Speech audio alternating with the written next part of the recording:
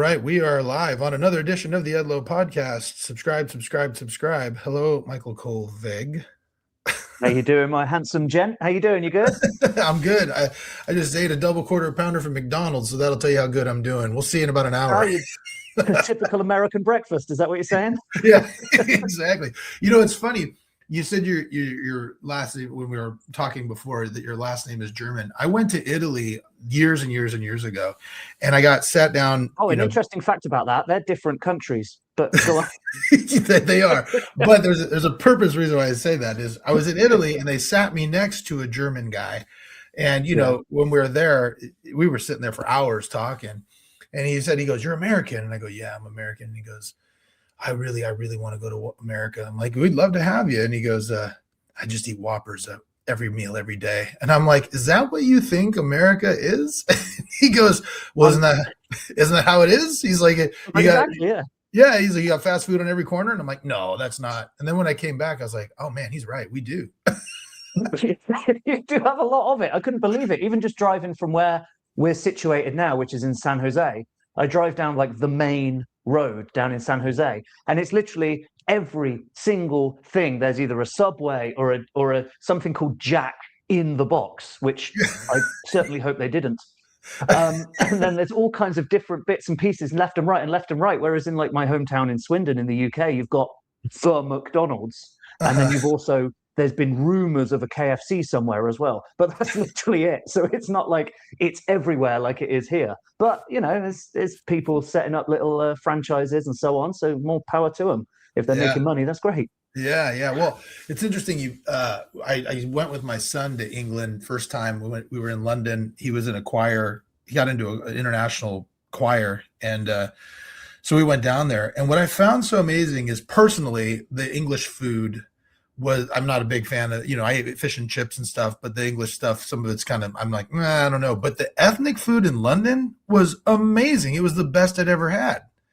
Well, that's exactly the reason, because you've got so many immigrants that have come over and brought their food with them, English food. And I saw this meme somewhere on the internet, and it is so true. There was a little quote that said, "Is English food really that bad?" And the answer was, if cooked correctly, yes.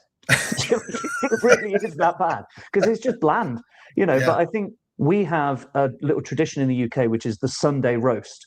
And you would probably equate it to what you eat on Thanksgiving. So your Thanksgiving dinner, that special dinner that you guys typically have, we have that every Sunday. So that's like a typical British roast. Is a Sunday roast is that. Is that what you eat, like on a Sunday roast? Is there specific food you would eat?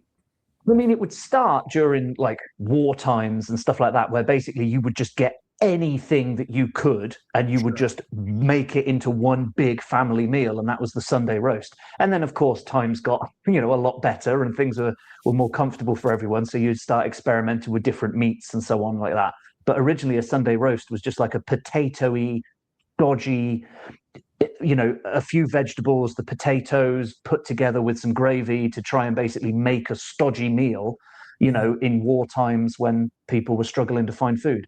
And then that has just carried on as a tradition on Sunday. And then we've added everything to it. And now it's this giant mound of food that has become like the Sunday roast for the UK. So is the Sunday roast kind of just like an excuse for family to all get together and just kind of do something like that? Like, is it a big family event?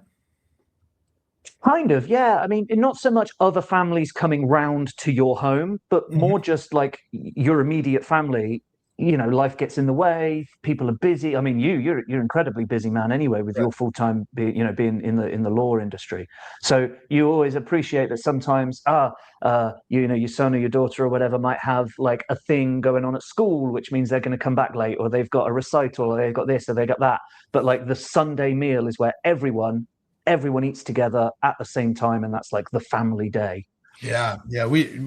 I try to do that. I used to do, depends on when my church schedule is, when we have morning church, because our schedule flips every year. Sometimes we go at 10 and then sometimes we go at 1, depending. There's 2 congregations in our building, and so breakfast is usually what we do, but when it's at 10, we try to do a dinner together. And my rule with the kids is anybody who helps me make the meal doesn't have to do the dishes. So usually the older kids are the ones that end up doing the dishes because they just want to sit around and not do anything. So, Exactly. They're on the Nintendo or they're on the whatever, and then the food just appears, and then they're like, yeah, now there's consequences to this. I've got to clean up afterwards. they regret every week. They regret it. Yeah, but they don't learn. So one day they With the will. church, what is it? Are you just going to be part of the congregation, or are you like active in the church? Like, do you do Oh, do you sermon or anything like that? yeah. So I'm Mormon LDS, right? And so we go to church a couple hours every Sunday, and everybody. The cool thing is there's not like a paid pastor. So members of the congregation kind of speak during the main meeting, and then I'm a gospel doctrine teacher, so I teach a Sunday school class after church. And then so we're very active in there. My kids go to youth group there, things of that nature. You religious at all? Do you practice? No, I mean, I was never brought up in that environment, so I never got into it. In my mid-20s, I dated someone who was quite religious, and I kind of, I don't want to say this sounds rude. I put up with it for a while, and I went along and I kind of nodded along and listened, and it just didn't take for me, Yeah, obviously each to their own, but for me, it didn't reach me at a young enough age to stay with me. So I sure. think that's where I was never able to really like connect with it. Sure. Yeah. It's interesting. Religion is an interesting thing, and it can do a lot of good in people's lives, and it can be, but some people, if it's taken the wrong way, it can be difficult. So it can be a Yeah, but I mean, dividing line. so many people have said the same thing in the sense that whatever gets you up in the morning and makes you a good person, I don't care. Like if you Yeah, believe in whichever particular religion you believe in, if that religion makes you a better person, then that thing is a good thing for you and your life and your family and your community. If you're following the teachings of your religion and you are persecuting people and you are hurting people and you are harming people, I don't care which religion that is. I am not interested in that at all. If you're hurting people, then it's, you know, yeah. No, maybe that's not me. I get it. That makes a lot of sense, and I'm kind of the same way. I have a very eclectic group of friends. I mean, we met through pro wrestling, right? That's a very eclectic group of people. You've run into a lot of them, and it's very diverse, and that's very different than, say, the cookie cutter Mormon Christian people that I go to church with. And I remember one time I was wrestling. I was actually wrestling a show, and I do the match. It was actually for ACW here in Sacramento, and I finished the match, and I walked Action back. Coast Wrestling, is that it? What's that? Action Coast Wrestling, is that the right Yeah, one? yeah, Action Coast. Yeah, the one that I've AD. worked for them. Yeah. I You like those have. guys. That's where we Yeah, met. they're We good met people. there. Yeah, we met when you worked there with Dave Dutra when you first came from London. There's so many of those, like, because that was 2011, and so many of those, like, acronyms, ACW, all those different ones, they kind of blend into that time I was in America. So it's just like you forget which one's which, but then when you can put a face, like the promoter's name or the face to and you go, oh, that company, and I got fond memories of that. It's great. Yeah. Magnum, Derevko, whatever. I don't know what he's working as now, but that guy has been putting that thing together for a long time. He's given a lot of people opportunities. But I was working that show, and then I walked to the back and I opened my phone, and there's a text that says, choir tomorrow morning is at 9:30. And I'm like, this is a weird life. I was like, this is so strange, And so yeah, it was interesting. But you've led a really colorful life too. So you, the first time I met you, we were just saying, was at an Action Coast show, and you had just come over from England to work, I guess, APW, and then you worked ACW as well, All Pro Wrestling and Action Coast. How long before then had you actually been wrestling? So I started wrestling in 2005, so ridiculously young. I was still in school at the time, and because I was so young, they put me under a mask. I was probably a little bit better built than the average teenager, so I could pass as a wrestler, but I was obviously a luchador. I was small, I was nimble, I could flip and jump around and stuff like that. And obviously, when you're that age, you're just elastic, aren't you? You Right. never get hurt, you're fine. Whereas now in my mid-30s, I sneeze wrong and I'm in the emergency room. But when you're 14, 15 years of age, you spring around all over the place. So they put me under a mask, and I was a luchador, and I was doing all these flips and jumps and so on. But because you're under a mask, completely covered, like I didn't even have eye holes. I had like the black mesh, so you couldn't see anything. You don't really learn how to express and emote properly. You certainly don't learn how to do proper promos. So a lot of like the acting side of wrestling just kind of gets lost, and you end up being, for lack of a better expression, the old, I don't know if they still use this term, but the old expression of spot monkey, where you're just doing spots. You're not actually, it's the stuff between the moves that means the most, and you're not learning that because you're just doing flips and jumps and dives. So I would have done fine in AEW, but proper wrestling, I don't know, something a little different there. So I wanted to explore going over to the States, and I contacted a bunch of different companies to basically say, I'm here, I'm ready, I'm available, I want to do something, and I also want to be able to get into that American style of like the show busy style of things. It's hard to describe the differences between the UK and the US in terms of wrestling, but you look at things like, I guess most people probably know who like Pete Dunne is, because he was the guy from the NXT UK that ended up getting onto the main roster in the US. I don't want to criticize the guy. I don't want to say anything negative about him, but have you remembered any significant promo he's ever done? No. Or do you remember that he's that manipulator who does joint manipulation and does a lot of submission style wrestling? Sure. That's probably the perfect description between the two. You look at The Rock and you look at Pete Dunne, and that's American wrestling and British wrestling. Now, I would say, and maybe this is controversial, Pete Dunne's a better wrestler than The Rock, but who sells more tickets? Sure. So my idea was, okay, I'm proficient in wrestling in the sense that I know what I'm doing in the ring, but I don't know the rest of it. I want to go to America and I want to learn from the showbiz style. So that's when I contacted basically everyone in America to try and get someone to be interested in having me over. And Roland Alexander of All Pro Wrestling was about the only promoter that got back to me to talk seriously about me coming over. And it just went from there. So I came over in 2011. That was the first time I came over to the States. It's funny when you say Pete Dunne's a better wrestler than The Rock. I remember hearing, I think it was Hulk Hogan who said the best wrestler is the one who makes the most money, right? And draws the most, puts the most butts in seats because, I mean, like you said, Pete Dunne, better proficient wrestler. Dean Malenko, better proficient wrestler, but they don't draw, right? They don't draw like a Hulk Hogan or The Rock or even a Goldberg who just has two moves. And so again, you could argue that the other flip of the coin is, what was that guy that won the Olympic gold medal? And he was in WWE for like a cup of coffee, and then they just dropped him because he just could not get it. Gable Stevenson, right? Gabe Stevenson. That was his name. Yeah, him. Yeah. I bet you he's probably one of the best wrestlers in the entire world, and he's got enough gold medals to put on his wall to show you that he's the best wrestler in the world. But in pro wrestling, in the sense that we know it, it just didn't take. He just wasn't there. It just didn't happen for him. So you could put him in the ring with, The Rock, for example, and he could wrestle rings around him. But you put the two of them on a microphone, and who's going to sell more tickets? Yeah. So there's an argument to be said who's physically a better wrestler and who's a better performer, and they're two different things. But unfortunately, they do have to go hand in hand. You can't just be good at one and not the other.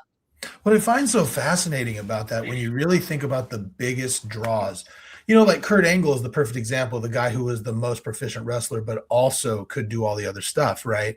He's literally my favorite wrestler ever. He is my number one pick of the greatest wrestler of all time ever is Kurt Angle, because he could do literally everything.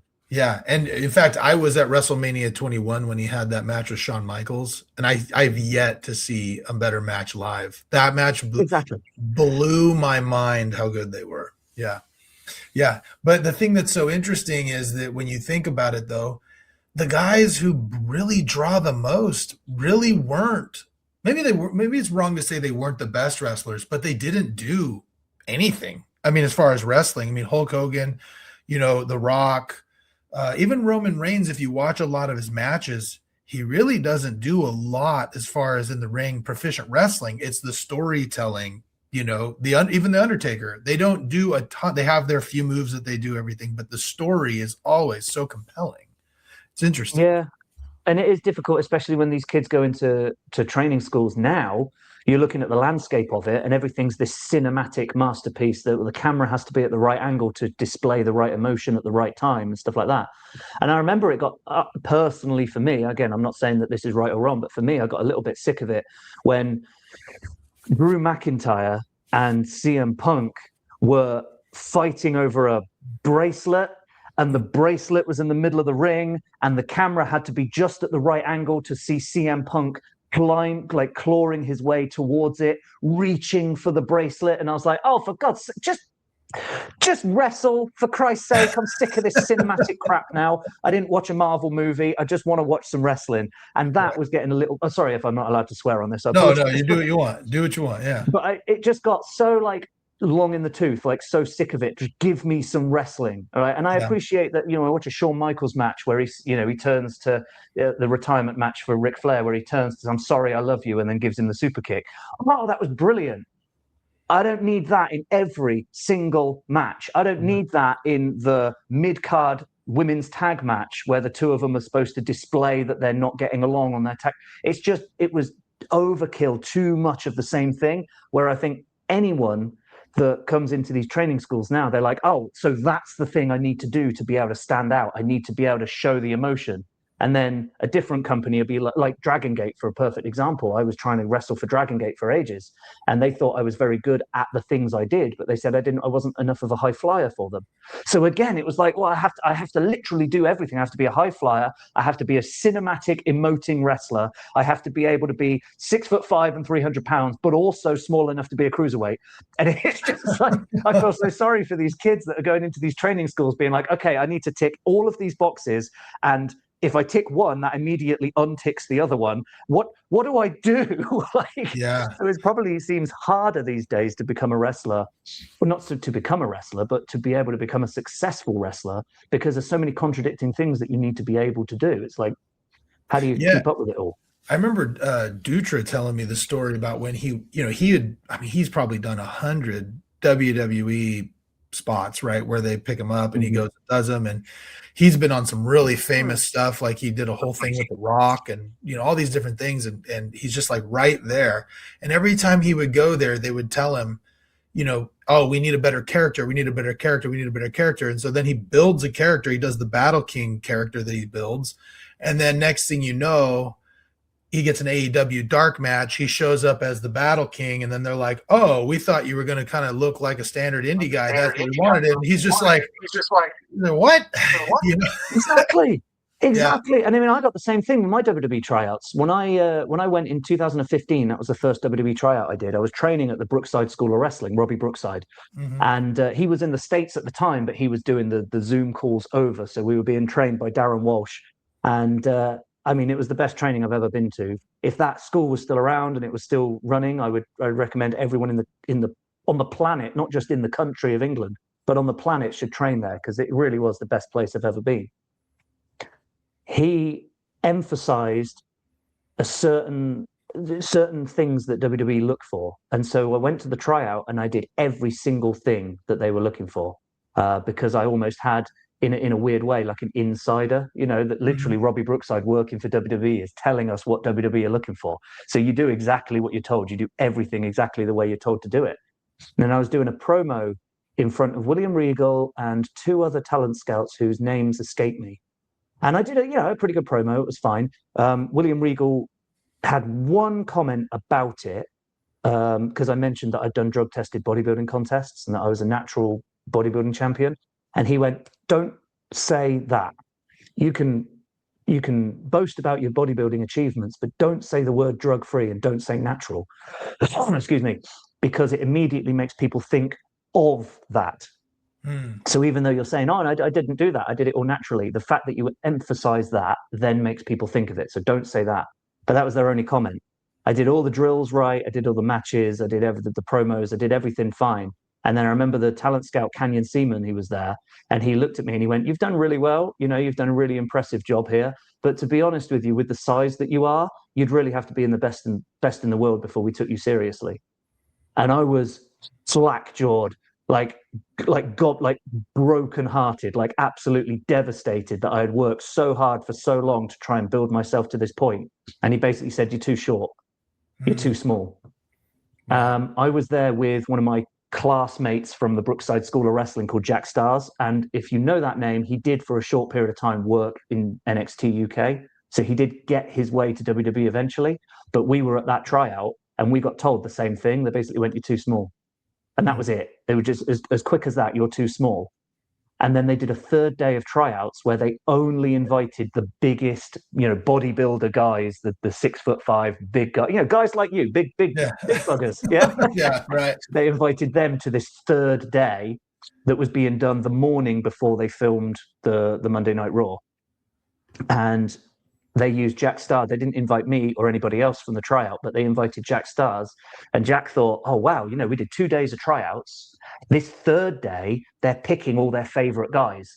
And I'm in that list. Oh, this is amazing." And of course, I was green with envy, like, "Oh, they picked Jack, but not me. Oh, my God." Right. And then when he got there, he was there for a few hours and then he came back to the hotel room and he told me what had happened. And he basically, Canyon Seaman was there and he said, "This is just the tryout for the big boys. We're looking for the big guys. This is your time to shine." Jack is about 5'5", 5'6". Uh-huh. Jack was used as a crash test dummy to just get thrown around by all the guys they were actually interested at looking at. And Jack came back and he told me he felt like a prostitute. He felt like he'd just hoard himself out, like just been beaten up by these guys so that WWE talent can look at those. They're not looking at Jack at all. He might as well have been filled with sand as a crash test dummy. And it was just gut-wrenching that you do everything you're told to do. You do everything right. And then they look at you and go, "What are you, 5'9"? Yeah, we want 6'1" and up." Yeah. And that's it. Your life, your whole dream and everything is just shut down. And you're like, "Oh, I guess I'll just try and get taller then, shall I?" Like, what feedback is that? What am I supposed to do with that? Yeah. So, yeah, you can do everything right and it's still not be what they're looking for at that moment. Because in 2016, do you know what they did? They did the bloody Cruiserweight Classic where everyone had to be under 205 pounds. And you're like, "It's too small." And 1 year later, you're only looking at cruiserweights. And I was 200? I was 215 pounds at the time. So I was still 5'9". I didn't get any taller, but I had packed on a bit of muscle. And I was too big for the Cruiserweight Classic. And I'm like, "Are you kidding me now?" I took what you said. I did it. It wasn't good enough. I took your feedback. I went and got as big as I possibly could. And now I'm too big for the bloody... Yeah, it can be absolutely haunting to try and be what somebody else wants you to be because they keep changing and you're just chasing this mirage. Yeah. So now, how did you cope with that? Obviously heartbreaking, struggle. This is your dream. And I've seen you've pivoted, a bit in what you do. So tell me that experience and the more that you did, what did you do with that? 2018 was probably the lowest point. I was still trying really, really hard. I didn't let it defeat me. I just said, "All right, well, if they're looking for cruiserweights, I'll wait. Maybe in 2017, they'll be looking for something else." And I kept trying. I kept doing everything I could, going around Europe. I did a lot in Europe. Like I did a lot in Germany. And I was really, really happy with my time in Germany. I love Germany. I worked for a company called Maximum Wrestling. I worked for a number of companies in Germany, but like the main one was Maximum Wrestling. And I loved those guys out there. Some of my favorite, best memories in wrestling are all from tours that I've done in Germany. Like it was a brilliant place. But I kept everything I did, even though I was happy, everything I did, I kept sending it over to WWE, sending it to the talent scouts. Like, "Hey, I've just done this recently. Hey, I've just done that recently. Are there any opportunities or any interest there?" And in 2018, I can't remember who the talent scout was at the time, but I basically got an emphatic, "We are not interested. We wish you the best. Good luck. There is nothing here for you." And that I was just absolutely crushed. I was devastated. And that email was just haunting. It was horrible. And I remember that year, this might sound stupid, but that year my dad got me a birthday card and it was a WWE birthday card with the championship belt on the front. It's like for a 6-year-old. Do you know what I mean? Right. And it says, "Congratulations, champ" on the front. And inside I'm still, it gets me emotional thinking about it even now, so I'm sorry. But on the inside of the card, it literally just said, "Don't give up the dream, maybe one day. All my love, Dad." And that was it. And it was just a way of him saying, don't give up. Just I know it looks like every door has been closed. Don't give up yet. 2019, WWE invite me for a tryout. Right. Like, you basically said in no uncertain terms, no, not interested. And then the next year, you're like, "Could you come to the UK Performance Centre? We're interested in having a look at you." And you're they're always dangling that carrot. And in 2019, when I went to the Performance Centre in London, they don't have it anymore. It's gone. But at the time, they had a UK Performance Centre. It was November of 2019. I think it was towards the end of the year, 2019. And they did the promos first because they emphasized that the most important thing is your ability to do promos, that you need to be a good talker. That's the most important thing. And William Regal did this long speech about how it's so important to be able to be a confident speaker. Well, at this time, October 2018, I had just started doing stand-up comedy. So I was getting more familiar with getting upstage, talking to people in the audience, getting comfortable with that kind of interaction, being on stage as the only one. Because, of course, people that watch this might not be too familiar with how the wrestling works, but you've got to remember there's always two of you in the ring, at least two of you. So if you mess up or you do something wrong or you get you stumble, there's somebody there to cover for you. There's somebody there to help you. You're working with someone. When you're doing stand-up comedy, you're the only thing on the stage and only your voice is the one that's heard. So you have got to be confident in what you're doing. So I had gotten more confident with public speaking. And I went and did a promo. And I remember a few people had done promos, and William Regal, after each person did their 1-minute promo, he would then give them feedback in front of everyone.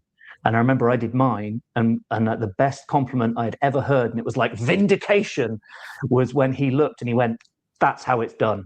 That was brilliant." And he had no notes at all. He just basically complimented me in front of everyone and just said, "That was excellent. Really, really good stuff. Confident, eye contact, everything. That was brilliant."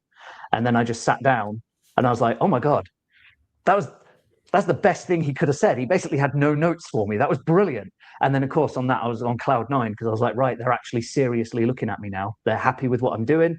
Everyone I'm looking around is kind of roughly my size. We're all kind of the same size. So it doesn't look like the 6-foot barrier is there anymore. They're more interested in, solid workers that can talk.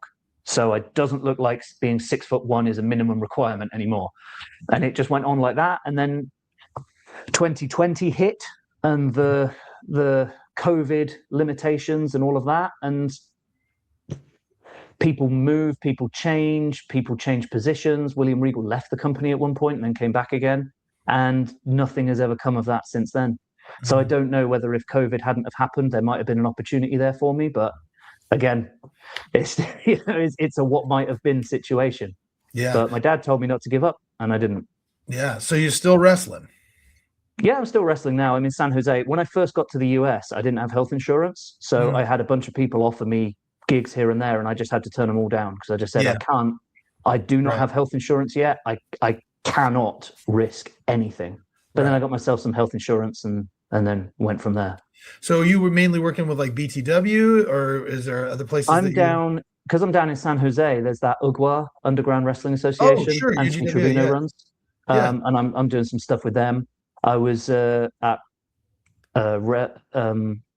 Revolution with them guys. I was training there when I first got to the States because I hadn't touched a wrestling ring in a while. So I was like rusty. So I went there and trained with them for a little while as well. They gave me some ring time and got me back in ring shape.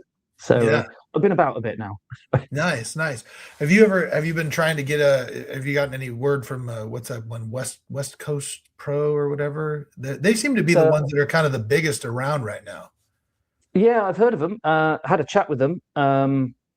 Jeff Cobb put in a word for me and said, "This is the guy you need to speak to. I'll message him." So he gave me his number and I talked to him briefly, and he said, "Oh yeah, if Jeff is vouching for you, don't you worry. We'll have something for you." And then you're a promoter, you know how it is. It's difficult to keep in touch with everyone that you promised to speak with. And so me and West Coast Pro, there's no animosity there at all. I totally get it. They're busy. but we've just kind of dropped off the radar, and that conversation about me working for them just hasn't materialized. Yeah. And that's totally fine. They've got enough people on their roster that they've got to look out for. Yeah. So who knows, in the future there might be something for me, but I have had contact with West Coast Pro. Yeah. So maybe something will come up in the future. So I've noticed, like, I took a long break from a long, like, decades break from actually wrestling. I did the promotions for a while, and then I got back in and I started retraining and finished up training. Because when I first started wrestling, I started wrestling in 1998, and I trained with Oliver John for a few months, and then he's amazing. He's the best. I still talk to him all the time. He keeps hitting me up and being like, we need to go to Oz's Korean barbecue. And I keep saying, but we just haven't been able to. But he's one of my best friends in wrestling. He's awesome. And he's so good at training. He's training right now. He's training over with Big Ugly over at the Ugly Dojo here in Sacramento. And he's so good. But I ended up finishing with Johnny Jeter from the Spirit Squad. I finished up training with him at he put a wrestling ring in his garage and finished up training with him. And but when I was back in 98, Ollie's first gym closed down. He went and tried to do some UFC stuff. And so just because and I recognize it's just because I'm 6'7". At the time I was 285.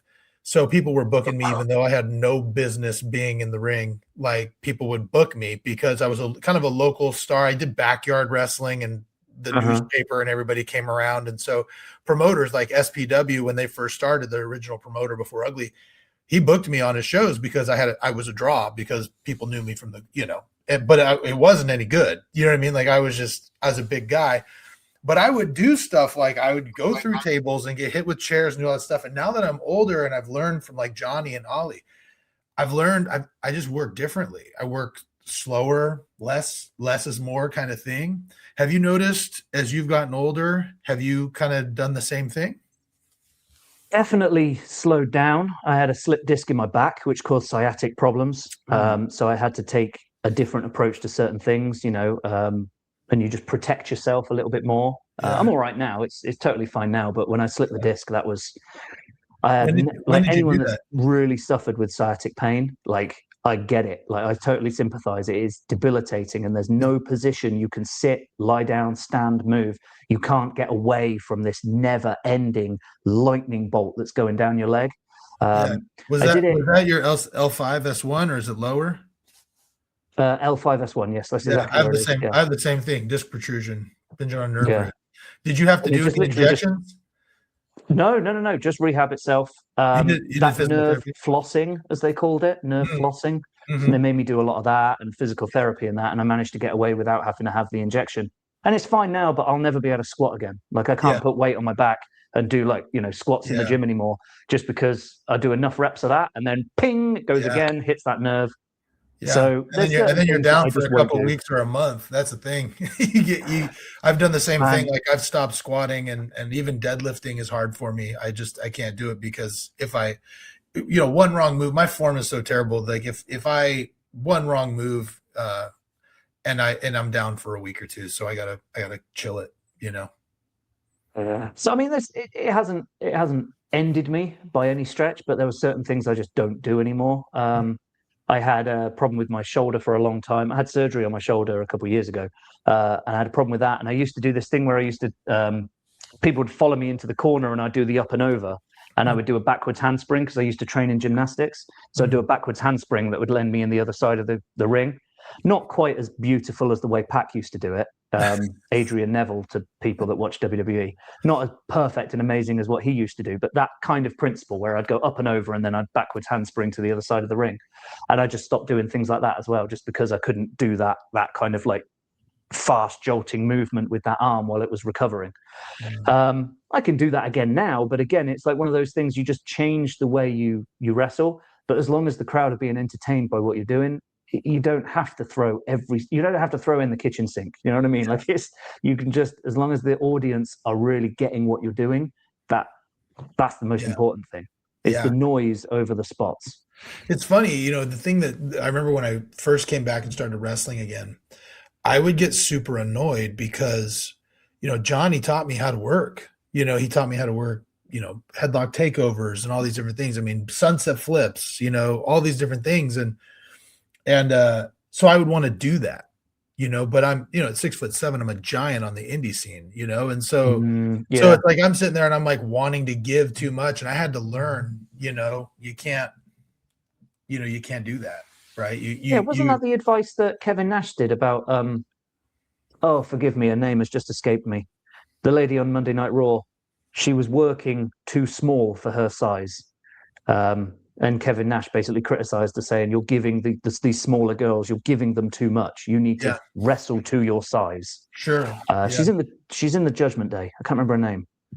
Raquel Rodriguez, the big one? That's yes, exactly her. Yeah, And since yeah, that advice, instead of her getting almost butthurt about, "Oh, who the hell are you to criticize me?" She just took the advice on board, and right. she has changed so much in the ring that she is a credible, big, threatening woman now. Yeah, And she's playing the role that her body is designed for. And that's kind of what you're talking about. You could do sunset flips and jumps and dives and all that stuff, but you're a big guy. You yeah, need to be wrestling to your size. So right. I get what you mean exactly. Yeah, and to be honest, at my age, it's probably better, right? Because like most matches, if I bump at all, it's once, and that's probably better for a 44-year-old with a disc protrusion in his lower Slip back. disc, yeah. Yeah, yeah, You've got to wait till you've got the slip disc. You take a bump the right way, it'll just pop straight back in again. yeah, exactly. Yeah. So now you're doing wrestling, and at the same time, you kind of start doing stand-up comedy. You've gotten quite a following doing stand-up comedy.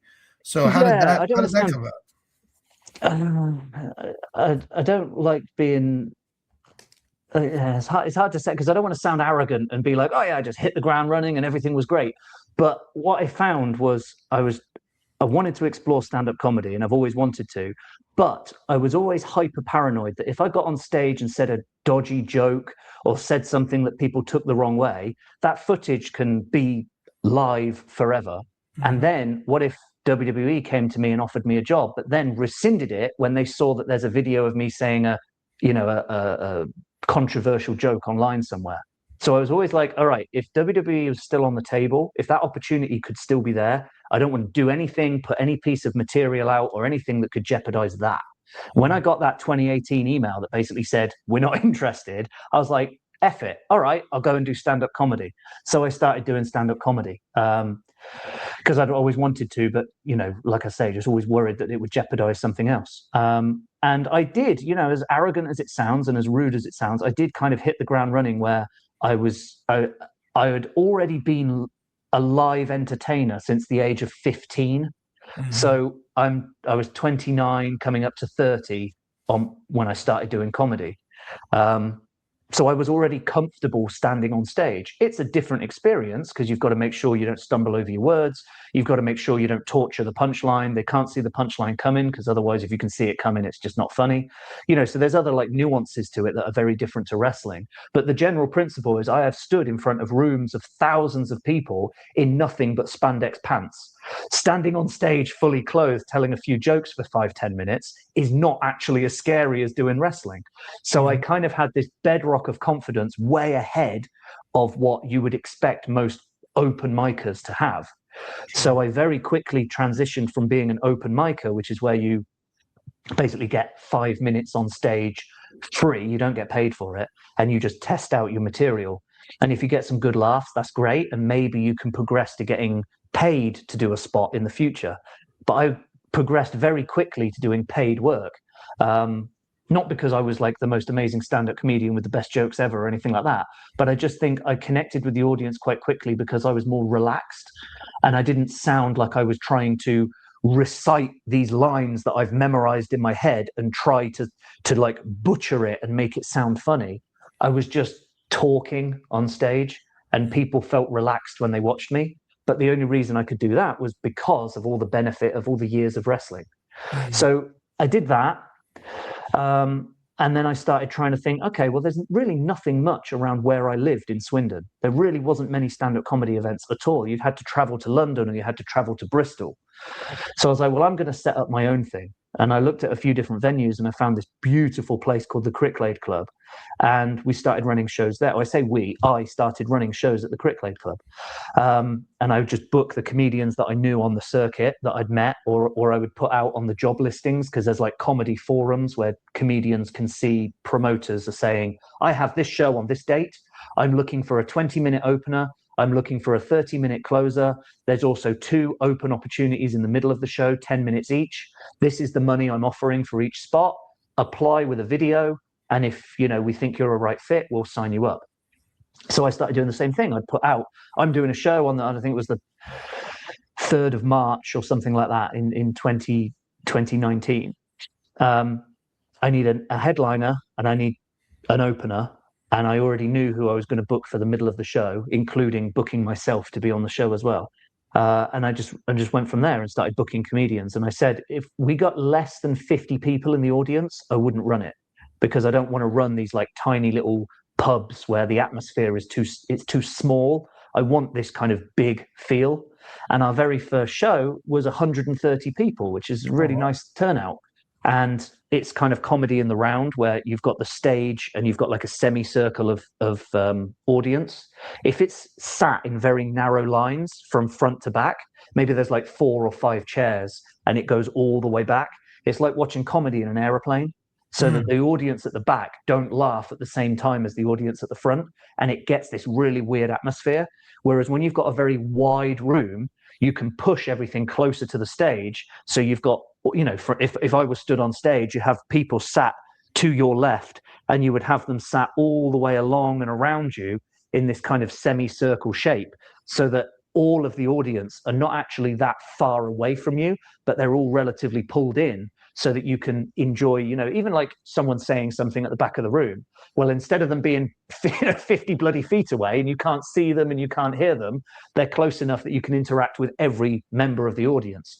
So we had 130 people in this beautiful kind of semicircle room, and it just kicked off. Everyone in Cricklade loved it. And we've been running those shows every few months ever since. And I even run them now. I run one in the Cricklade Club, which is a one up in Cricklade, and then one at the Kohlweg Centre, which is down in the southern part of Swindon. And then I had a show in Marlborough, which was in an old, I can't remember the expression, deconsecrated church, where it's no longer a church. It's been decommissioned, as it were, and it's now just an events room. So we had those 3 shows running. So I would fly over from the US to the UK on like a Friday morning. I would do one show on a Friday night, one show on a Saturday night, one show on a Sunday night, and then I'd fly back to the US in like a Tuesday or a Wednesday. So I would literally fly over and, still be able to keep these shows running. Wow. So it's been brilliant. But I've managed to build up just enough of a following now, doing these shows, north of Swindon, south of Swindon, Marlborough, which is the next town over. I've managed to build up enough of a following, plus, a very small, modest following online, where I could do my first ever one-man show. And that was what I tried to do most recently in October. Wow. And how did that go? So this is a bit of a difficult subject to broach, and I was in 2 minds as to whether to talk about it, but I spoke to my wife about it and she's all for it, so that's okay. The whole show was the concept of the show was that I was going to talk about me meeting my wife, us getting married, us trying to have children, and then the finale of the show was going to be me announcing to the audience that we were expecting our first child. So that was the whole structure of the show. My wife and I, truth be told, we've had real problems trying to conceive for like 2.5 years, like lots and lots of problems trying to conceive. And we found that my wife had a septum in her uterus. And we found that out here in the US. And it wasn't covered under insurance, so we had to pay out of pocket. So for some people, this wouldn't be a big amount, but for us, it was $5,500, which was a lot of money for us, to get this operation to remove this septum from the uterus so that the egg and sperm can actually meet. Right. So at least we finally found out what the problem was. We found out why we weren't getting pregnant all this time. All of her hormones and all of her levels were all normal.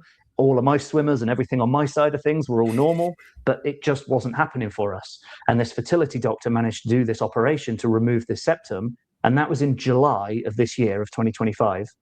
In August of 2025, we got pregnant.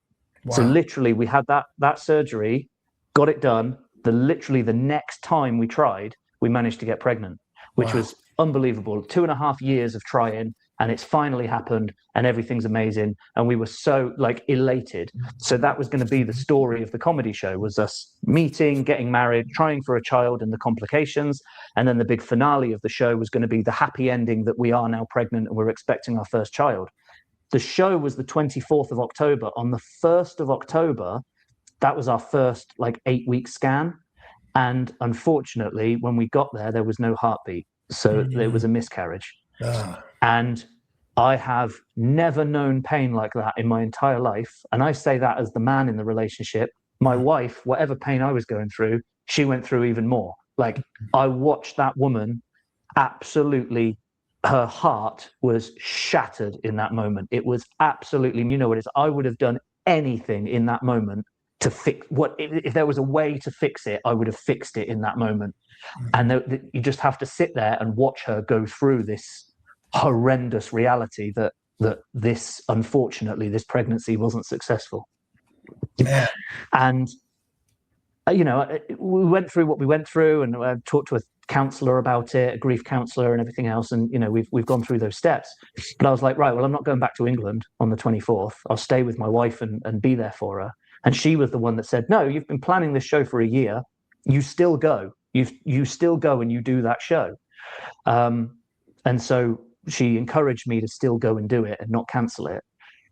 And so I did, but the entire show was completely rewritten, because the whole concept of the show was us meeting, getting married, her complications with having kids, and then finally the big happy ending. Well, the big happy ending is just shattered before our eyes, and we're both devastated. So I had to rewrite the entire show with about a week or so to go. And so the show was fine. Everyone I spoke to, they were really complimentary about it. They really enjoyed it. I got a lot of positive feedback. You know, after the show, they all come down to the foyer at the bottom, and they're all hugging you and giving you kisses. Oh, that was amazing. You did so well. I'm so proud of you. You did blah, blah, blah, all that stuff. But every compliment I got, I almost got, not defensive, because I knew it was coming from a good place. Everyone was trying to be really nice to me, but I almost wanted to be like, no, that wasn't the show that it was supposed to be. Like, yeah. It was a fine show. I did a bunch of stand-up comedy jokes and people laughed. That was great. But I know what the show should have been. And in my head, comparing what the show should have been to what I did, I'm disappointed with it. The audience weren't disappointed. The audience were happy, but I didn't feel like I wanted to be there. And that sounds so arrogant to be like, oh, thanks for spending the money on buying a ticket to come and see me. Thanks for coming to my first theatre show. Thank you for, you know, putting the effort in to support me on this big endeavor. But I don't want to be here because I'm sad. Do you know what I mean? Like, it makes me feel like I don't appreciate my own audience. And so I did still do the show. Obviously, my wife encouraged me to do so. And I did want to give the audience like the best show I could. But it was so far from what I was hoping it was going to be. And the big news and the big reveal that I wanted to do at the end of the show, now I couldn't do. I just wasn't mentally in a funny mindset. I wasn't in my kind of stand-up comedy head. I was just thinking about what we'd been through, the loss, and thinking about my wife. You know, I had a bunch of jokes planned for the early part of the show. I had this bit at the beginning of the show where I say, you know, I'm so thankful for all my time I spent in the UK. I got to meet the love of my life, Victoria. And then I had a bunch of jokes planned to make fun of, you know, just lighthearted jokes at my wife's expense. But it didn't feel right, given what we'd just been through. It just didn't feel right to say any of those jokes. So there's this weird, because I've watched the footage back. I got it professionally filmed by this company, and we're trying to get it on a streaming platform as we speak. But I watched the footage back as we were syncing the subtitles. And there's this moment where I mention Victoria, and you can see in my face. So we've changed it so that the camera is from the side rather than straight on at me. There's a moment where there's like this hesitation where I'm like, I'm not going to say any of those jokes. It doesn't feel right to say that, given what me and her have just been through. Sure. And obviously they weren't mean jokes. Like, obviously my wife is really supportive of my comedy, and she laughs, and she's from Bristol, which is like the southwest part of the country, and the southwest part of the UK has like a very distinct kind of country bumpkin kind of accent. Mm. And we compare it in a way to like the way you think of Alabama. You think of Mm-hmm. that like country bumpkin, farm boy, Alabama accent. Sure. Excuse me. That's exactly what we think of when we talk about like the Bristol. They're called Gert Lush, the way their like accent is. And so I had a bunch of jokes to kind of just tease at my wife's expense. But again, like I say, I cut all of it out. And so the flow of the show, if anything, any like aspiring stand-up comedians or comedians that are thinking of doing their very first theatre show, it's almost this product that I've created, this one-man show that I've done, it's almost worth watching from an analytical standpoint of like watching it and kind of dissecting it and understanding. Now you know what's behind like the reality of the life, what then translates onto the stage. It's kind of an interesting, I think it's probably, if nothing else, it's a bit of a learning experiment for aspiring comedians to watch it, to be like, oh, okay, so that's how I can see where you would have gone with that, but you changed it given the circumstances. Like it's probably going to be an interesting watch when it's live out there. Yeah, that's interesting when you say that, though. You're telling me about the story, and you say, "Man, I almost feel arrogant." I don't think you should feel arrogant at all. You went through. I mean, that's such a short time between such a tragedy for you guys, and when it happened, that you're human. I mean, of course you're going to have feelings about that, and I think it'll be, So tell me, and this might be a sensitive subject. This happened in October. We're now in December. Have you guys talked about trying again, or is it you taking some time? So, because my wife is a tiny bit older than me, we've said to ourselves, we've got that kind of time limit looming over the both of us. Mm-hmm. And every single appointment we've had with a doctor, every single time we've seen a fertility clinic, every single time we've had like a message on our like insurance app and all that stuff, it's always the very first sentence. The way they start the conversation is, well, because of your age, blah, blah, blah, blah, blah. Right. And it's almost like every single time, like she's doing all the right things. All of her hormones are in the right levels. Yeah. She's eating healthily. She's not drinking alcohol. She's not smoking cigarettes. She's not taking drugs. She's doing all the vitamins, all the probiotics, everything you're supposed to do. She's doing everything right. She can't magically turn the dial back. She can't magically get younger. And it's the same thing with WWE. I can't magically get taller. I can't magically become 6'1". Like there are circumstances where we just are in. And so we tried again in November. It didn't happen for us. So that's when me and her had this serious conversation. It was like, all right, if it doesn't happen in November, we're going to go down the route of IVF. And so me and her have just begun the very early stages of IVF. So she's on the medicine at the moment. She goes for her first, like, I think they call it a baseline ultrasound. And then from the baseline ultrasound, we then start the injections. And we've got this, honestly, it looks like we're Breaking Bad in here. The amount of drugs we've got in our cupboard, all of these huge box of like special order drugs and the orders in which you have to do them and the times that you have to do and the measurements of each thing. And it's quite the chemistry experiment. But yeah, we're going to go down that route now. And again, insurance doesn't cover it, so we're paying the full price for the IVF, which is an obscene, astronomical amount of money. But we'll make it work. I've already talked to Chase Bank about personal loans and stuff like that to try and cover the costs. So eventually, and I am confident, eventually when we're parents, this baby's coming out in debt day one. They're not getting birthday presents. Every year on their birthday, they're giving their dad a check. Right? They're here because I spent a lot of bloody money on you, so you're paying it back. All right. Yeah. But the thing is, man, I'll tell you, like, I remember when I bought the house I'm in now, which is kind of like my forever home.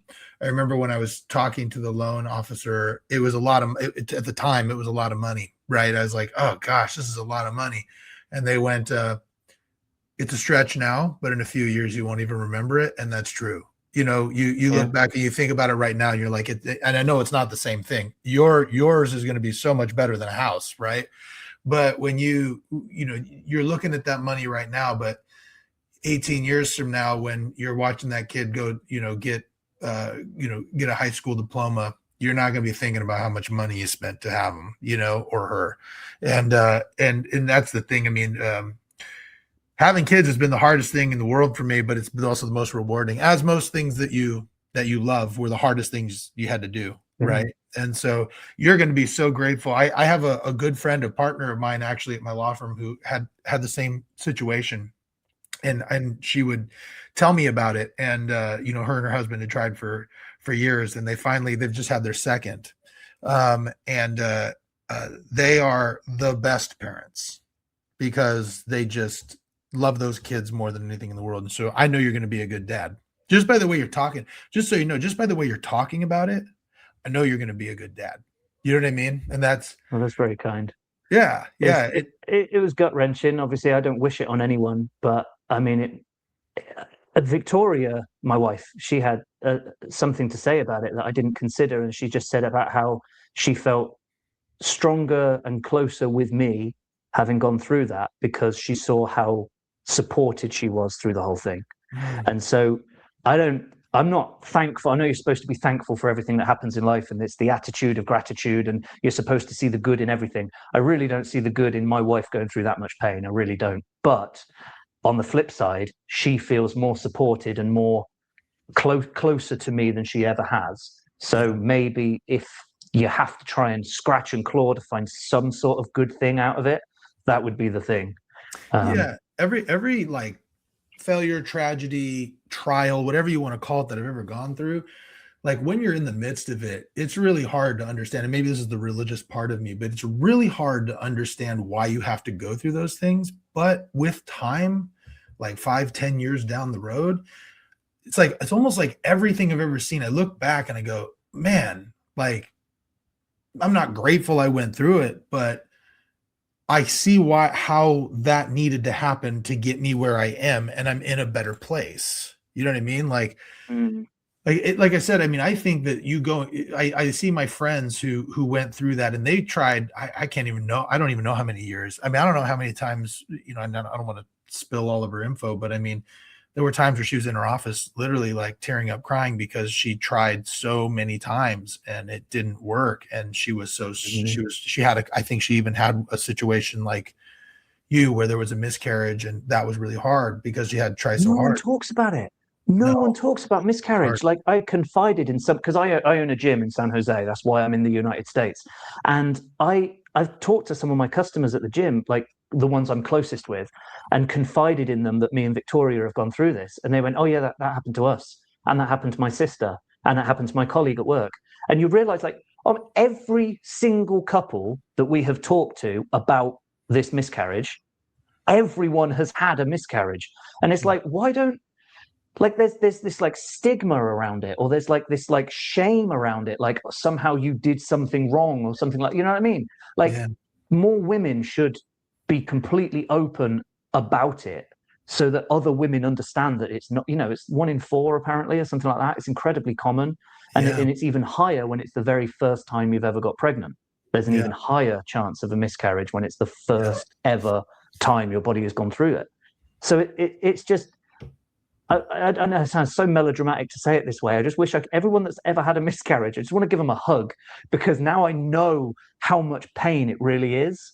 Like I get it. I mean, I haven't physically gone through it, so who the hell am I to say this? But I've watched my wife go through it, and we've gone through and grieved together.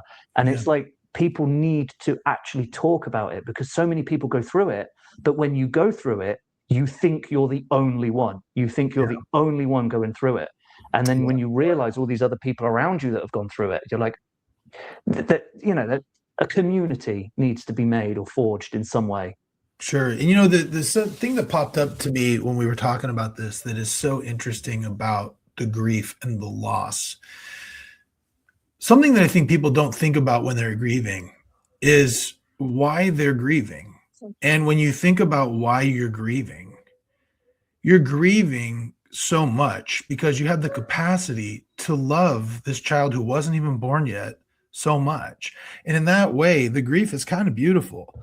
Like, think about how much love you had. And in that way, like this human experience we're dealing with, the grief, the loss, the happiness, the love, like the roller coaster of emotions that life brings you, it really is it's a spiritually amazing experience that we're going through. And I think, like I said, I'm with you. I'm positive on this that you're gonna have that baby that you want to have. And when you do, I just think that that moment is going to be so much more special because of what you've gone through. And you guys are going to be such a closer knit family because of what you went through. And I think in that way, man, like I'm excited for you. I was thinking to myself as you were telling the story, I go, okay, so we're going to have to talk. And when that baby comes, you and your wife need to come back on this podcast and we need to talk about it again, because I would love to hear the other end of that story. I really would. Yeah. We want to get out the other end of it and have the happy ending. That's definitely what we want. People have asked as well, like, what would you prefer? Would you want a boy or a girl? And at the beginning, I was like, oh yeah, because I am a boy myself and I've been through what it's like to grow up as a boy, I think I would prefer to have a boy, because if they got bullied at school, I would know what to say. If they got rejected by a girl, I would know what to say, because I've lived that life myself. I know what being a boy is like. If I had a daughter and they came home and had a problem, I'd be like, talk to your mum. I don't know, because I haven't lived that experience. But now I don't care. I just want a happy and healthy baby. Do not care. Do not care. Just as long as they're happy and healthy. That is the only requirement.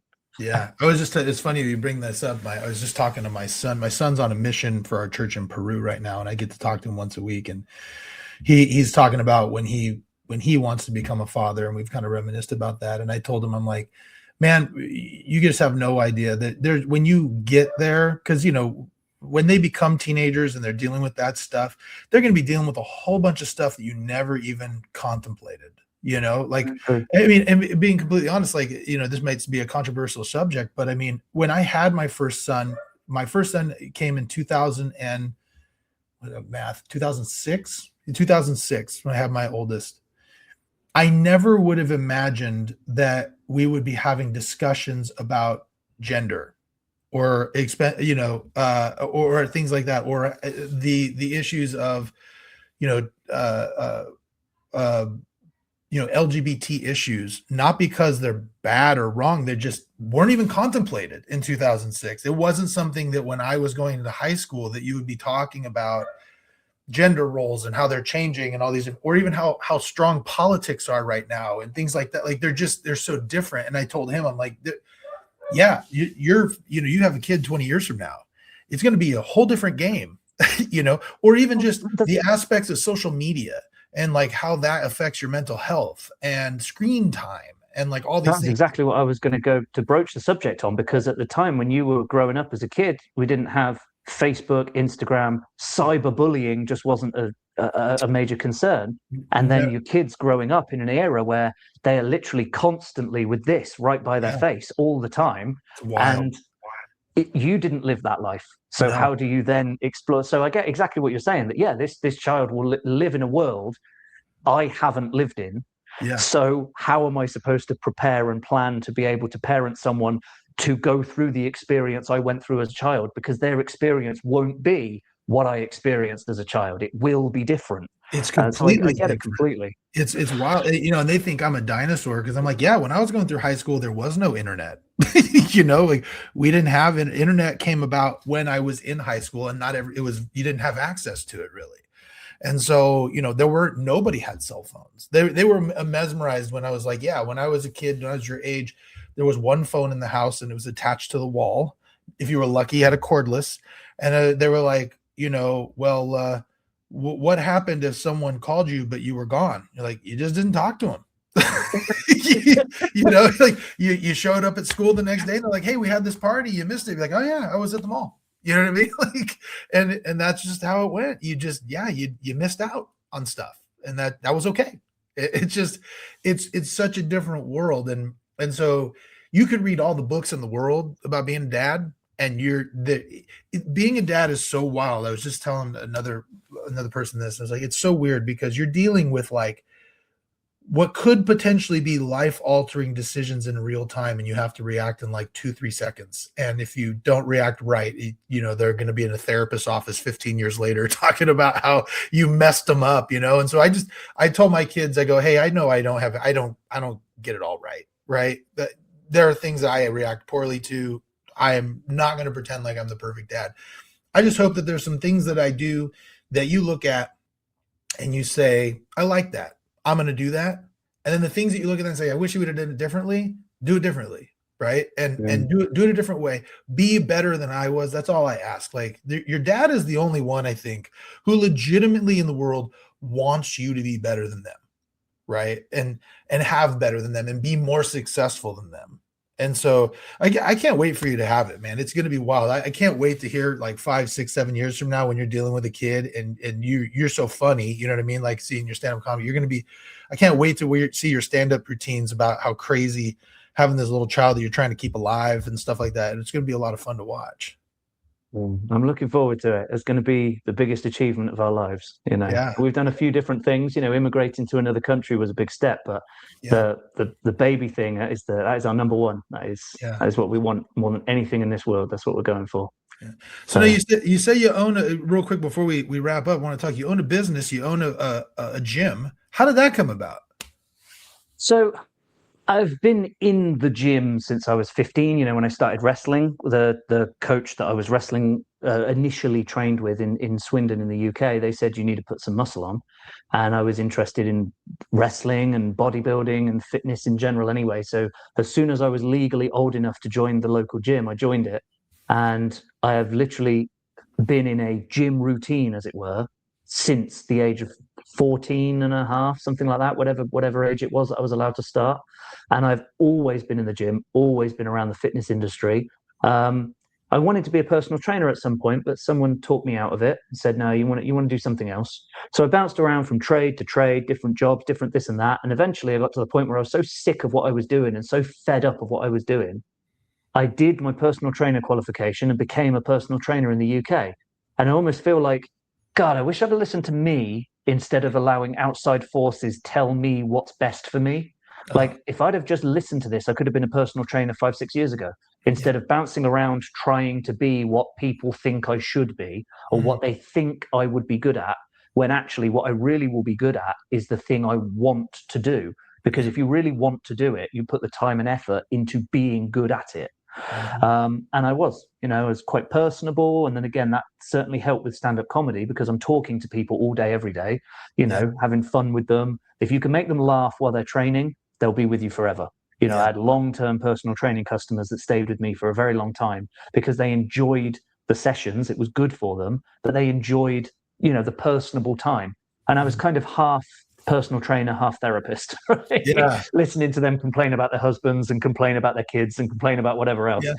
So it's like a hairdresser. You do their hair, but you really fix their life. It was like that. And I did that for years and years and years. And obviously being in a gym obviously helps with wrestling. Anytime I had aches and pains and things like that, I had this like plethora of chiropractors or massage therapists or other people within the fitness industry in this kind of sphere. So you always had people that you could talk to and help out with that kind of thing. So being in wrestling and being a personal trainer kind of fit hand in hand.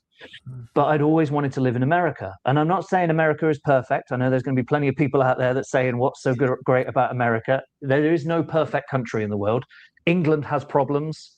America has their different problems. Germany has problems. Every country in the world has problems. There's no perfect place to live. But I had always dreamed of living in America and always wanted to try it. But the opportunity had never been there. I was never academically gifted enough to be able to get, a good degree and be able to get something called a H-1B visa, which is a highly sought after, like a doctor or like yourself, a lawyer or an accountant or someone with a really important role. You can get a H-1B visa and come over to the US on that. I never went to university. I never managed to get a degree. I wasn't very academically minded, so that didn't work out for me. There was a couple of others that you could explore, like an O1 visa, which is persons of extraordinary ability. Now, typically, I'm not completely 100% sure, but typically when UK wrestlers would be signed to WWE, they would typically be signed to an O1, persons of extraordinary ability in the arts, I think it is. So they would be signed to WWE via that visa. So there was a number of different visas I could explore to look at, but it just never lined up. It just never worked out. There was never an employer that was willing to sponsor my visa. There was never a visa that had low enough criteria that I could match because my academic background was never high enough.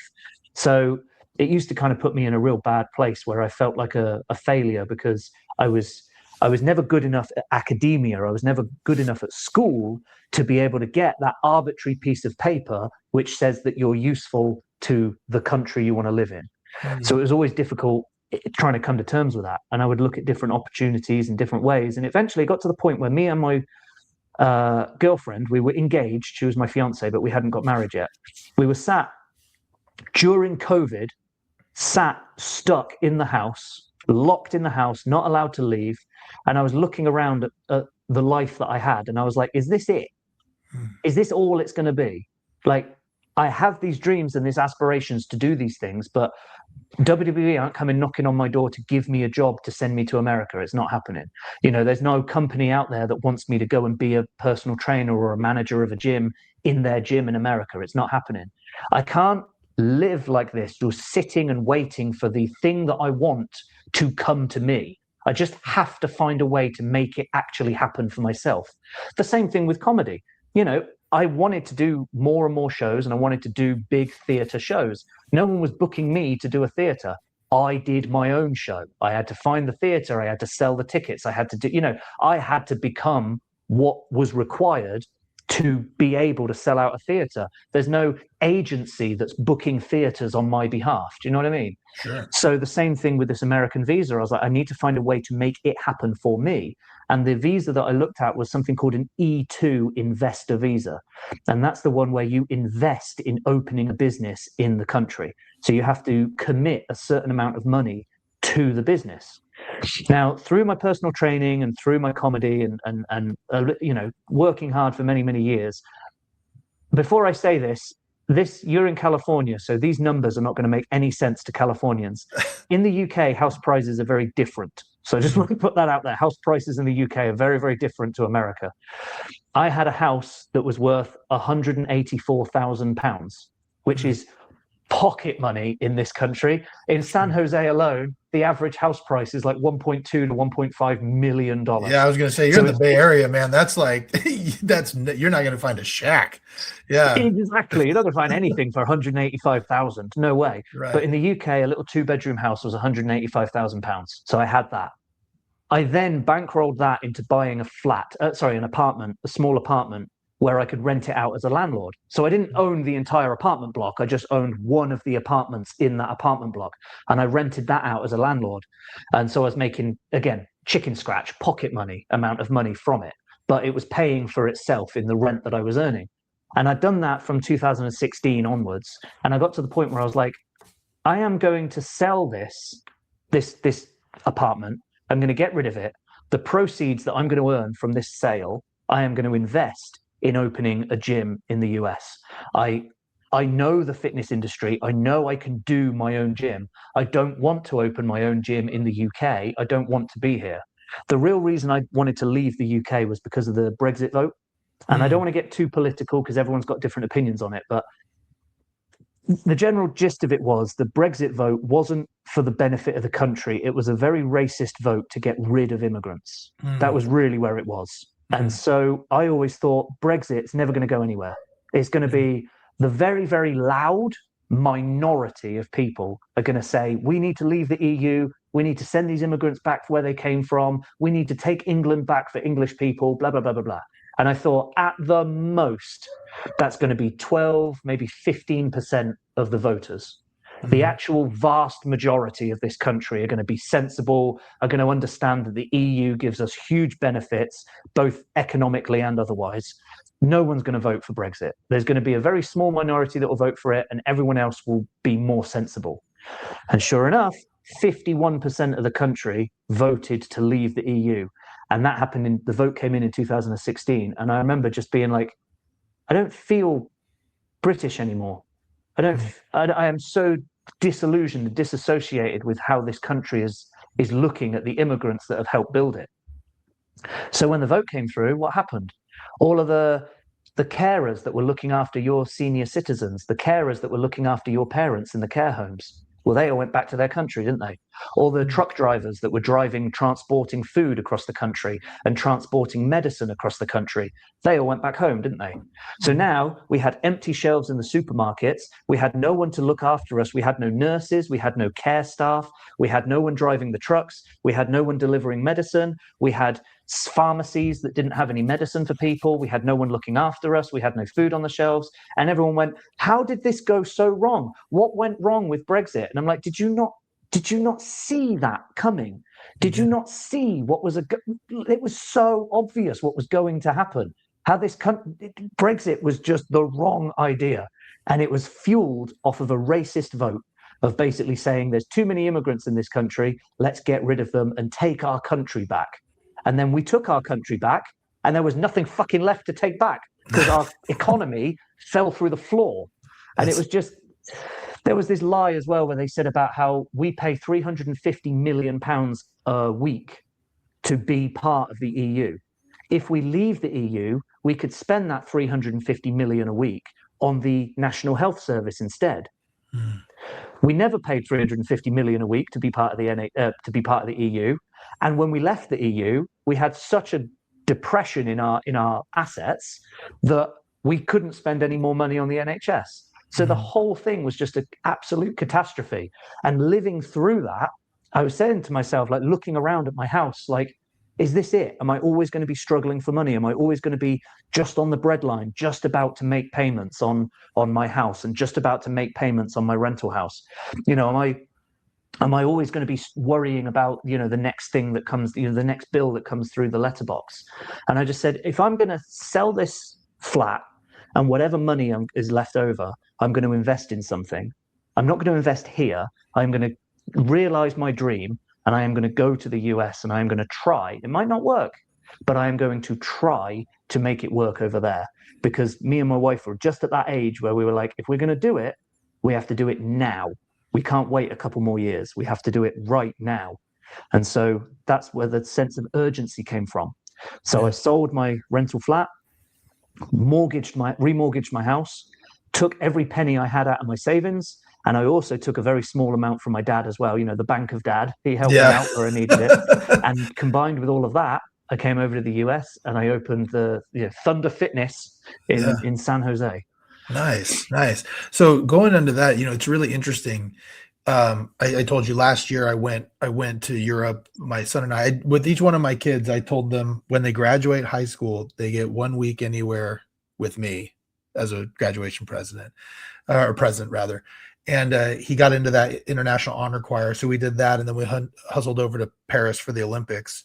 And so, but what surprised me about London, what I had heard, what you hear here in America is that Europe is very liberal and like all these different things. What I found so fascinating was everywhere I went, it seemed like everybody really, really had favorable opinions for Donald Trump. And when I would talk to people, because I did some tours of like museums and stuff. I really love that like all the museums are free. You know, you can go to all of them. I thought that was really cool. And so I was over at what do you call it, the V&A, and I was at the Natural History Museum. I was in Kensington, right there. You know, all those areas, and talking to some tour guides, and everybody was like, "Oh yeah, that Donald Trump, you know, blah blah blah." And I think that must be why the immigration aspect of it, because you know what you're saying here is so interesting and what we're dealing with now with, you know, Donald Trump really came to power on the backs of, on the idea of illegal immigration and immigrants causing, you know, these issues. As you get here, do you see similarities in that, or do you think it's better here than it even was there?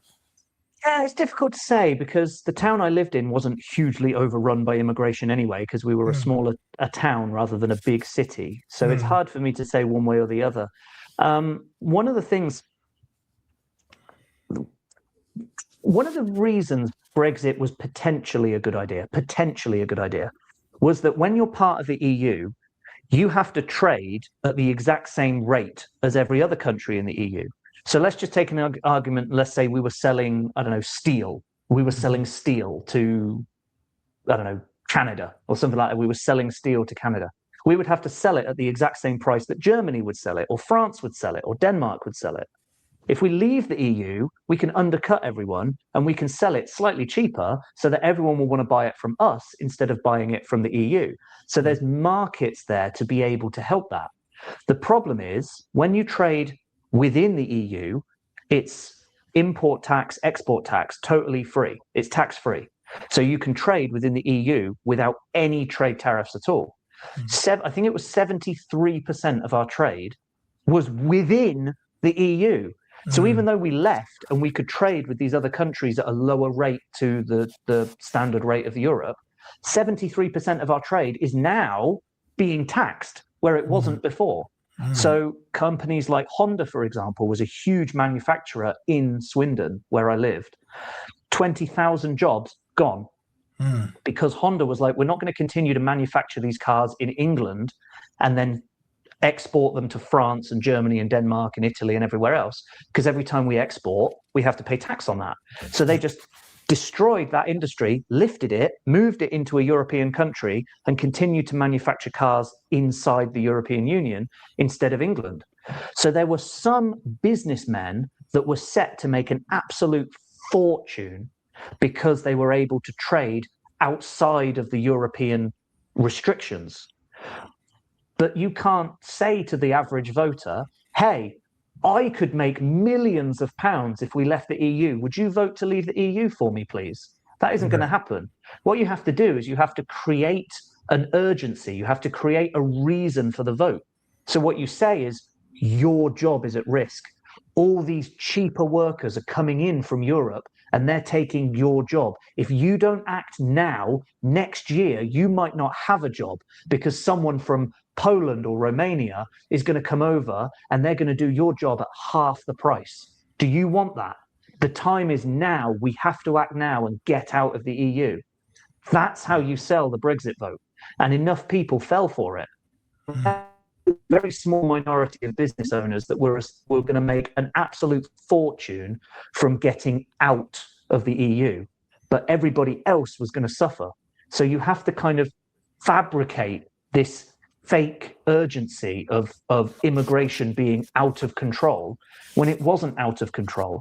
There's actually been more immigration to the UK, illegal immigration to the UK now, asylum seekers and so on, than there was before we were in the EU. One of the rules in part of the EU is when asylum seekers flee a country and they flee to Europe, every country in Europe has to take their fair share of those immigrants.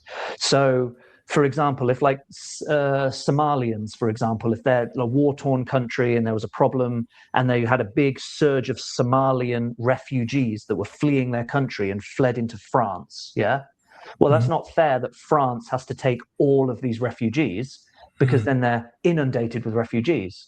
So the European Union say, okay, well, we'll take a portion of them and put them in Germany, a portion of them put them in Italy, a portion of them put them in Denmark, a portion of them put them in England. So we were taking refugees from around Europe so that everyone had an even distribution of refugees, so that the burden was shared. Since then, we've left the EU. We have a unbelievable surge of refugees and illegal immigrants running over to try and get to our country. We've now got nowhere to share them. We've got no one who will take some of that burden off of us. It is our problem and only our problem. We have more of an immigration problem now than we had before Brexit. Wow. So what you saw in 2024 might be because we now have a bigger problem than we had before Brexit. It's kind of that's a really long, ridiculously complicated way of explaining it. But the long and short of it is, it wasn't that bad of a problem until we left the EU and made it worse. Yeah, I actually appreciate the long explanation. I'm a political science major, so this stuff is all really interesting to me. I'm fascinated by this because I remember when Brexit happened, and the thing that was so fascinating was you had that on your side over there, but then on the outside, you heard everybody saying, if England leaves the EU, the entire world is going to collapse. Like that was what, we were hearing here. And I was like, that sounds like a bad idea. Right. And then they left, and then the whole world didn't collapse. Everything kind of kind of just went the same way. Just England collapsed. Yeah, just England had the problem. Everybody else was like, oh, okay, well, business as usual, right? And now we look back, I look back on that and I go, man, it's interesting what you brought up, because it's that alarm. I mean, even just now when Donald Trump got elected, I mean, a lot of people think Elon Musk going on Joe Rogan and saying very similar thing. If you don't vote for them now, they're going to be funneling these immigrants in and giving them the vote, and then there's not going to be any red states anymore. And then, oh my gosh, we got to vote. I mean, arguably that's what made Joe Rogan endorse Donald Trump, right? And he wins. And so it's me. Listen, like, I have my own views politically, one way or the other. I'm more interested in the process as a political science major, and I'm very curious. These last I graduated in college in 2007, yeah, and I started law school in 2008. So 2007, and I am so fascinated with 30, 40 years from now, wanting to know how my grandchildren are taught, what they're taught about everybody in this time frame. Right? Like, it'll be so fascinating to hear how the history books talk about Barack Obama, Donald Trump, Hillary Clinton, and, some of the people, around the world, Justin Trudeau, and like all these different people in the world, and this kind of shifting of the way the economics are being done. It's really fascinating. Or Elon Musk and Steve Bannon, and like all these people, how history are going to look at these people. I'm really interested. History is written by the victor, though, isn't it?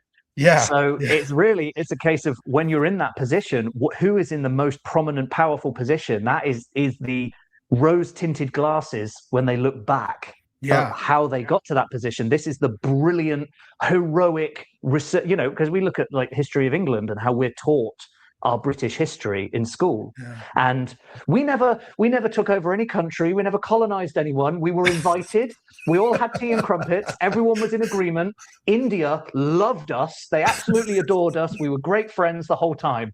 And that's how it's taught, because history is taught by the victor. What we did in South Africa was atrocious, but we're like, oh, no, we helped South Africa. They were very thankful that we were there.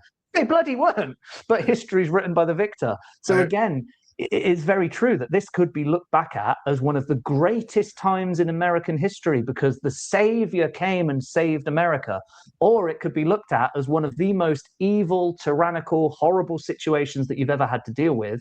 And how were people so stupid back then to allow this to happen? You don't know what it's going to be looked at, because you don't know who the victor is in the future. That story is going to be very different one way or the other, depending on who's the prominent power in the future.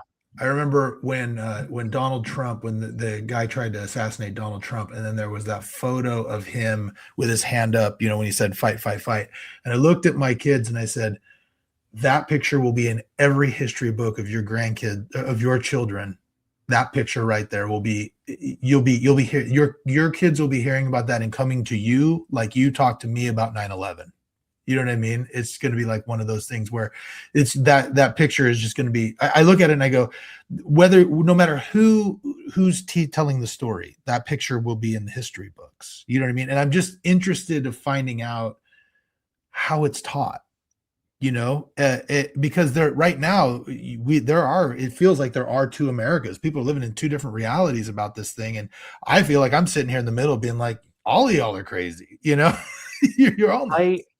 I've had a theory, and I'm almost reluctant to voice it, because I don't want to offend anyone and upset anyone, because I love America, right? The reason I'm here is because I love it, and I've wanted to be here for so many years.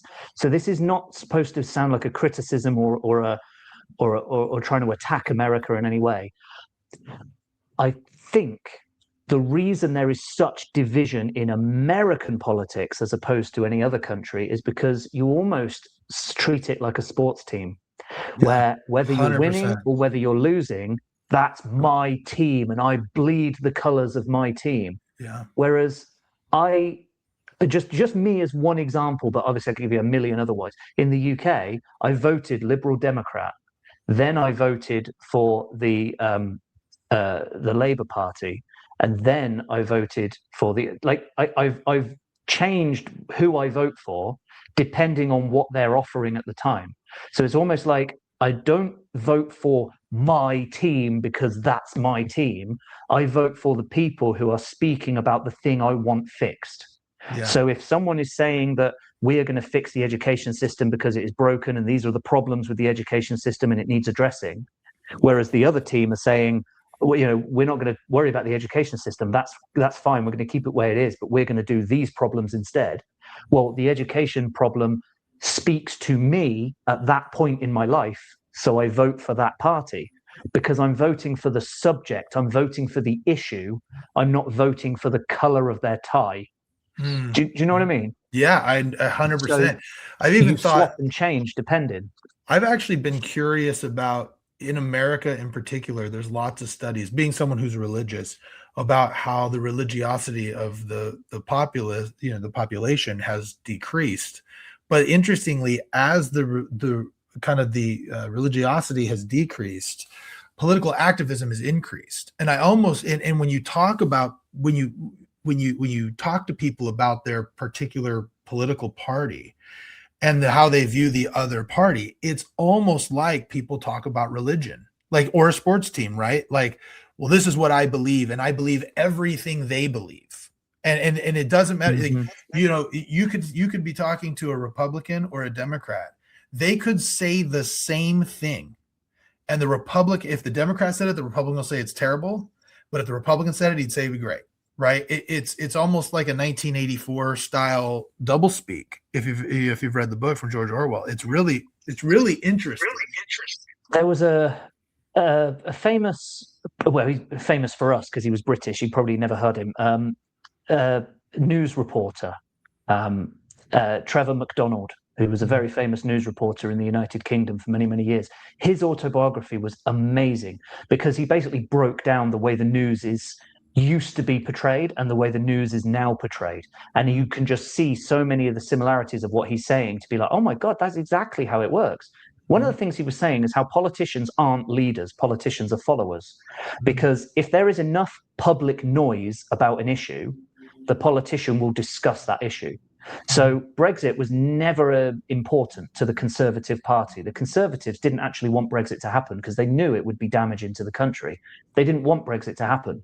But enough people, this grassroots project happened where the public were talking about it enough that it then became an issue that the politicians addressed.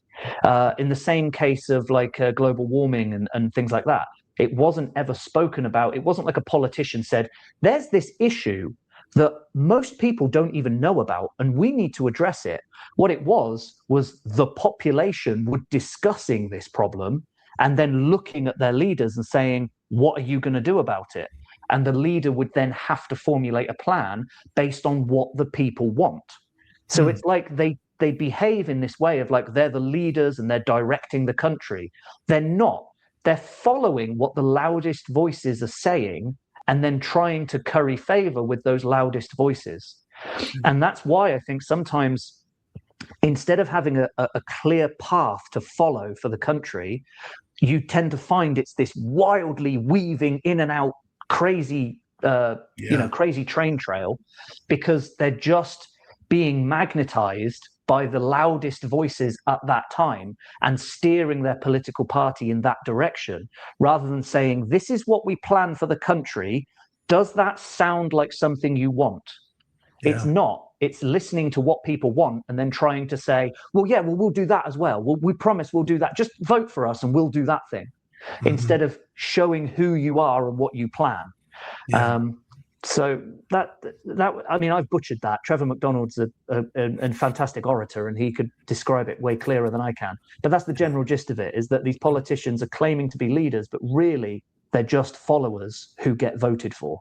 Man, this is interesting. It's interesting to hear someone who came here, who immigrated here, who is from Europe. Commenting on this stuff just because it's a different view. I appreciate it. It's been interesting conversation. What I'm gonna do now. I'm gonna wrap up. I want to ask you 3 questions I ask everybody. Okay, so be ready for this. These are very, very, very existential questions. Here we go. So existential. These are some deep things we've got to go. Yeah. We're gonna talk deep stuff. Not that we haven't talked about enough deep stuff. So, one, what would you say is your biggest success in life? Marrying the right woman. Mm. I dated women in the past who, I mean, I remember this girl I dated back when I was in my mid-20s. Her mother used to curate my Facebook posts. She would find something that I said on Facebook and she would get upset about it. And it would be like a family drama.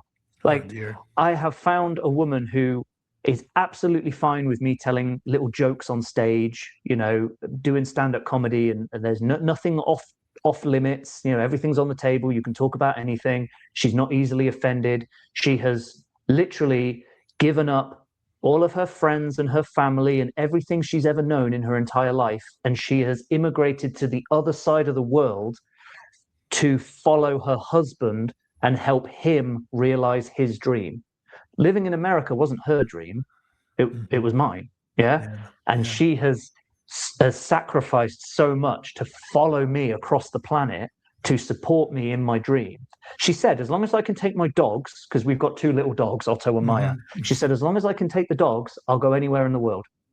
Right. And that's just the person she is. So she supports me when I need help at the gym. If there's something broken and I need help with that, she helps me with my stand-up comedy and supports me with that. She supports me in my wrestling. She supports me in everything. And so I've learned the hard way so many times that you can be enamored with someone and you can love them, but they are wrong for you. And when you find that person that doesn't make your life more difficult, but makes your life easier, that's the right person. And that is my greatest achievement to date, is that I have made the right choice and that I've married the right person. That is awesome. Now, here's the next question. What's your biggest failure and what did you learn from it? Oh my God, there's so many to choose from. So many times. What I felt was the biggest failure of my life was failing the WWE tryout. I was so confident that it was basically a foregone conclusion, that I had a man on the inside. I had Robbie Brookside, who was my trainer, and he was working for WWE. He was the one that got me my tryout. Everything was laid up in place. I knew all of the drills. I knew what I had to do. I was prepared. I was in the best shape of my life. Like, there was no doubt I was getting signed. I was absolutely, this tryout is a formality. I am, of course, going to get signed. And then I didn't. And even now, I still feel not regret, because regret would only be if I decided not to go to the tryout. Like, I'm still happy I went and I tried my hardest and I did everything I could.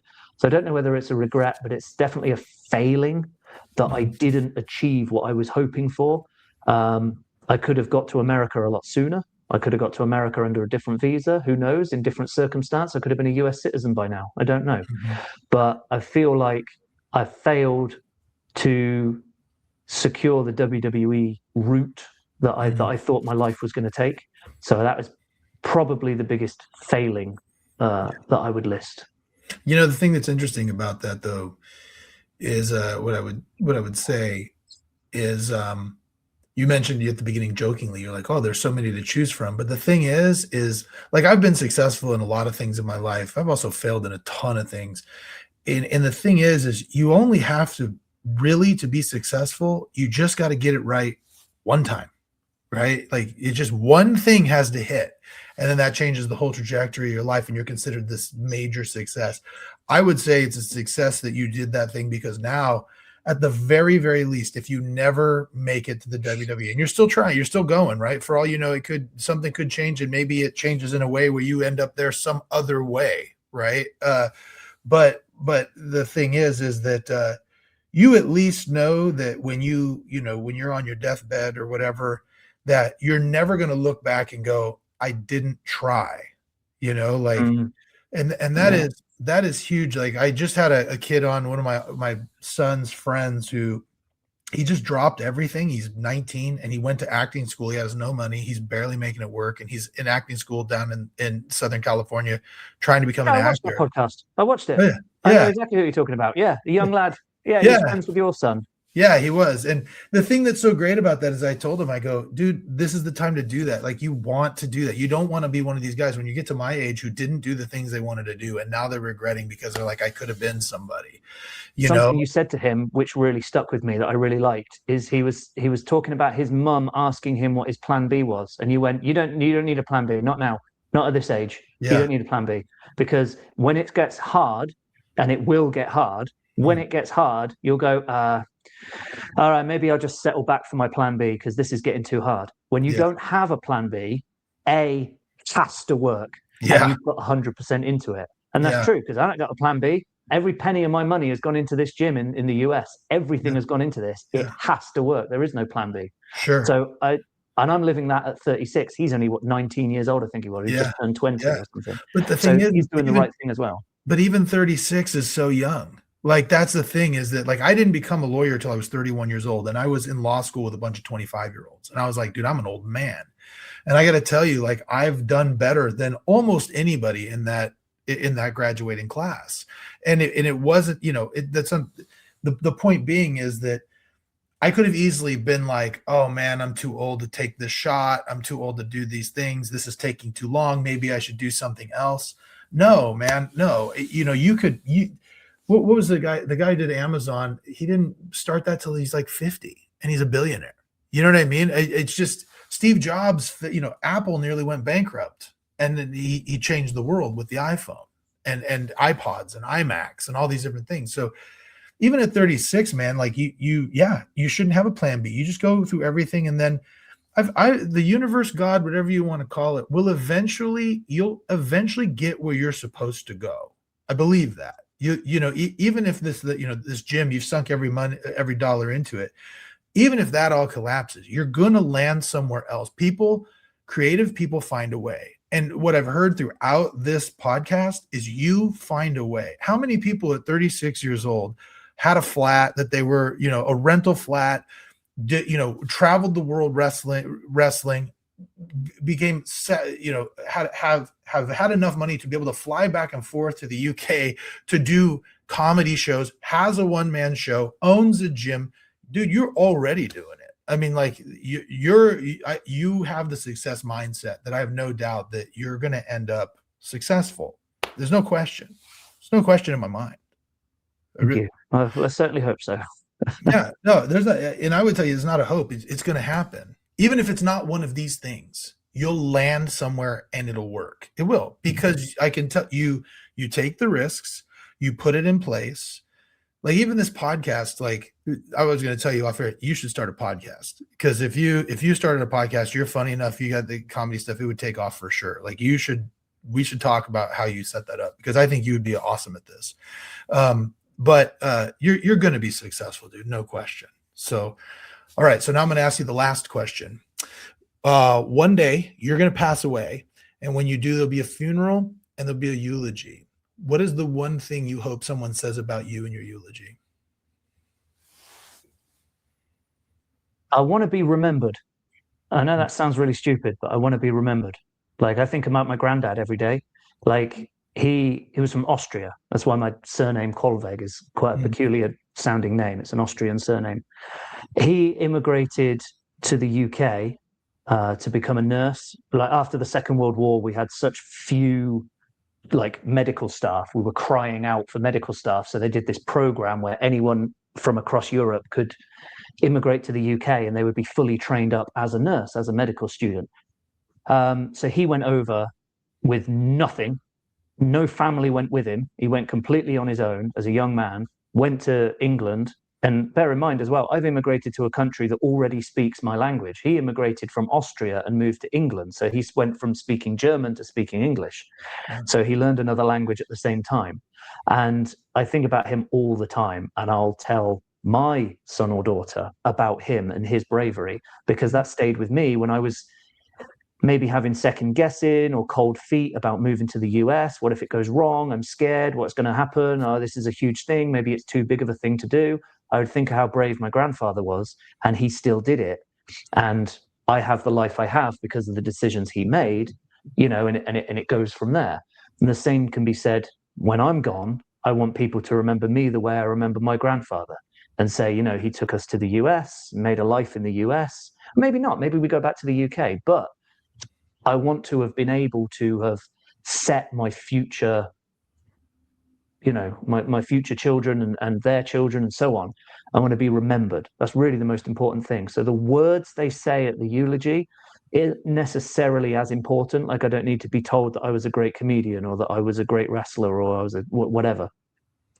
I just want to be remembered, and hopefully in a positive way. Yeah. Well, dude, I got to tell you, man, like, I feel like I say this all the time, but I'm really glad we did this. Like, this was awesome. I've loved every minute of it. It's like, you're a fascinating person. We're going to have you back, especially after you have your first child. I would love to have you back and hear about that experience. And if your wife would be so grateful to join with us so you can talk about it together, that would be fascinating. Like, you guys, I got to tell you, I'm pulling for you, man. I'm really, you have a fan over here, like, following you, just praying for you, hoping that everything works out for you. And I can't wait to see, the success continue for you. It's been awesome. Thank you. Well, like I say, we'll see in which streaming platform is interested in buying the comedy special, and whichever streaming platform that ends up on, I'll let you know so that you can watch it yourself and think, oh, wow, yeah, all right.